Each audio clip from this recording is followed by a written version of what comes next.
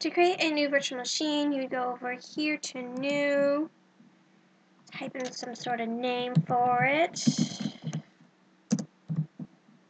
Then you need to find the type, which could have been a Microsoft Windows, a Linux, a Solaris, a BSD, a Mac OS X.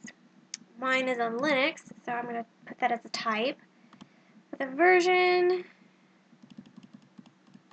they don't have it, so I'm just going to go with other Linux. I'm going to click Next. Now I need to allocate the amount of RAM I want for it. I'm going with 1 gig, recommended for it. I'm going to click Next. Now it asks for a hard drive. I'm going to create a virtual hard drive now. Going to click Create. For the hard drive file type, I'm going with the VirtualBox disk image. Click Next. And for the storage on the physical hard drive, I'm going to click the dynamically allocated one, which is already clicked. I'm going to click Next. I need to allocate the amount of hard disk space I want on it. I'm going to get 15 just to make sure I have enough. Click Create. To start it, I go over here to Start. Now I need to find the ISO image that I downloaded, which is Linux 13. Linux Mint, actually, 13. Click Start. Wait for it to boot up.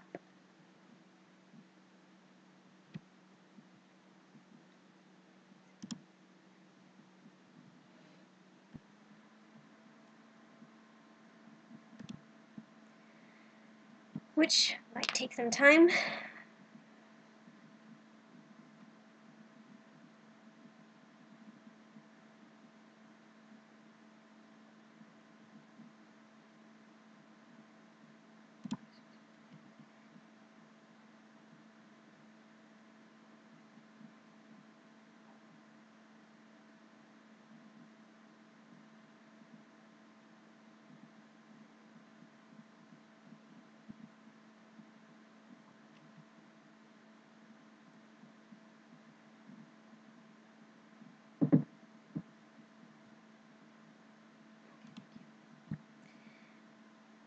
I'm going to go over here to Install Linux Mint. Double click it. Wait for that to boot up.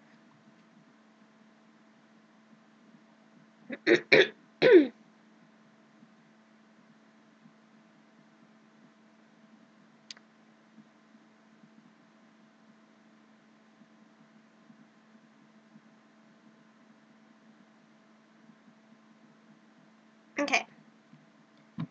Now it asks for like what language do you want. I'm going to go with English. I'm going to click Continue.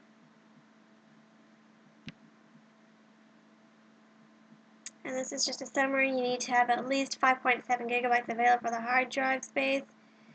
I allocated 15 gigabytes of it, so I'm good with that. You need to make sure it is plugged into a power source. I am. And you need to make sure it is connected to the internet, which I am also. Click Continue. For the installation type, I'm going to go with Erase Disk and install Linux Mint. Click Continue. And this is just showing you that the entire disk will be used. There's going to be 16.1 gigabytes. The drive. Install now. Wait a bit.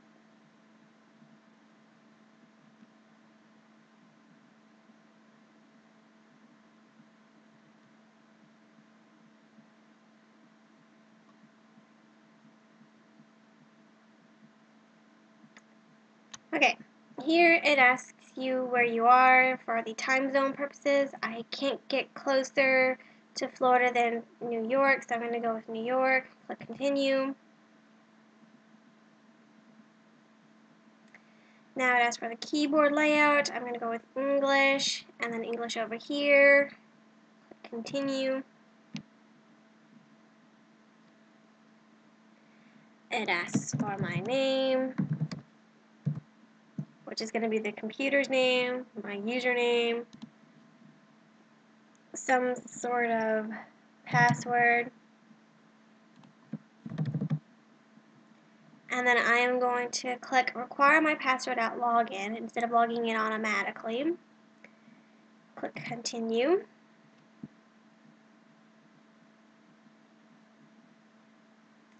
And the installation is going to take a while, so you can get up and leave if you want to, do something else. And when you come back and the installation is done, you will be prompted with the restart now. Once you restarted your computer and log back in with your username and password, your finishing product should look like this.